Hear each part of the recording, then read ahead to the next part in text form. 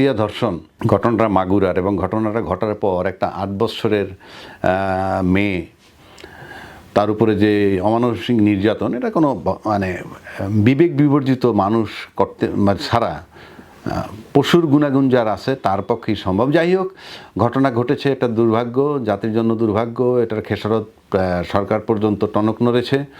এবং একে প্রথম মাগুরা সদর হাসপাতাল, তারপর সেখান থেকে ফরিদপুর থেকে পরে আনলো ঢাকা মেডিকেল কলেজ, অবশেষে তার অবনতি দেখে চলে আসলো শেষ পর্যন্ত সিএমএইচে, এবং সম্ভবত গত পরশুদিন দুপুরে 1টার দিকে সে ওখানে মারা যায়।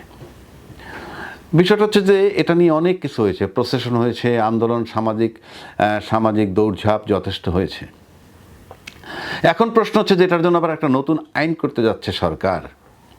বিশেষ করে আসিফ নজরুল সাহেব বলছেন যে 15 দিনের মধ্যে ট্রায়াল দিবে এবং 90 দিনের মধ্যে বিচার করে ফেলবে। শেষ পর্যন্ত বলছে 7 কার্যদিবসের মধ্যে বিচার করবে, নতুন আইন করবে, ইত্যাদি ইত্যাদি।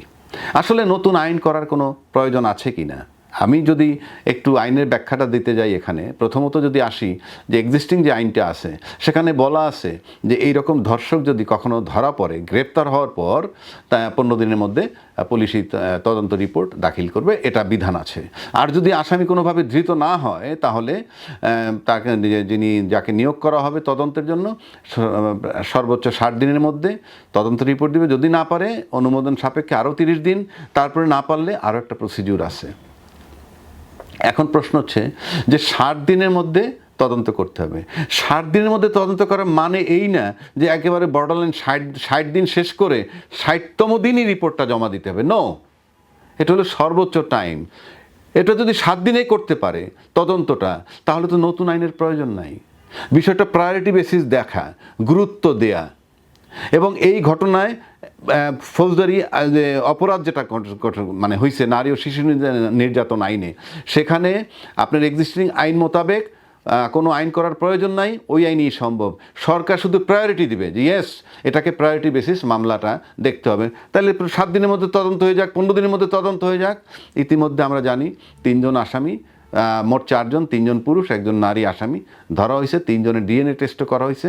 আইনের জটিলতাটা এমন যে এই যে যাদের ডিএনএ টেস্ট করা হয়েছে বা ফরেন্সিক করুক চাকরি, সেখানে যদি নমুনা মেলে প্রমাণিত হয় যে না এরা প্রাথমিক প্রমাণিত হইল না আসামি, তাহলে কি করা হবে? তার মানে আইনি যে জটিলতাটা, এটা আমাদের দেশে খুব মারাত্মক। এই জন্য একটা কথা আছে, law can put a break on crime, it cannot change the attitude of man.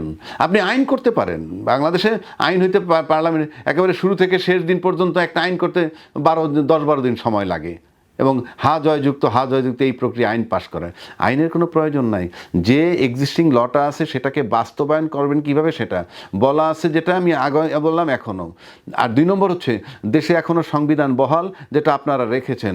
অভ্যুত্থানের সরকার থাকলেও সেই সংবিধান বহাল রাখছেন। সংবিধান যদি বহাল থাকে তাহলে তো অধ্যাদেশ হয় না, তাহলে তো নতুন আইন করতে পারবেন না আপনি। নতুন অধ্যাদেশ কিভাবে জারি করবেন আপনি? সেখানে যখন সংবিধান থাকে না, সংবিধান সাসপেন্ড থাকে তখন। এখন সংবিধান থাকার মানে কি?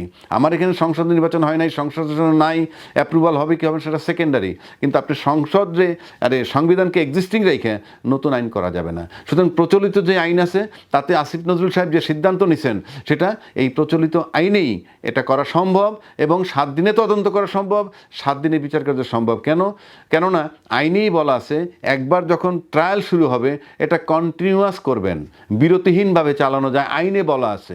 মামলার চাপ, মানে জজের সংখ্যা কম, বিচারকের সংখ্যা কম, সেজন্য যদি দিলে হয় সেটা ভিন্ন কথা, কিন্তু প্রায়োরিটি বেসিস যদি আপনি দেখেন, অগ্রাধিকার ভিত্তিতে যদি করা হয়, তাহলে এই মামলা তদন্ত করে 7 দিনে ট্রায়াল দেওয়া সম্ভব, এবং নতুন আইনের কোনো প্রয়োজন নাই। এটা আইওয়াস কথাবার্তা মাত্র, এর বাইরে কিছু বলে আমি মনে করি না ব্যক্তিগতভাবে।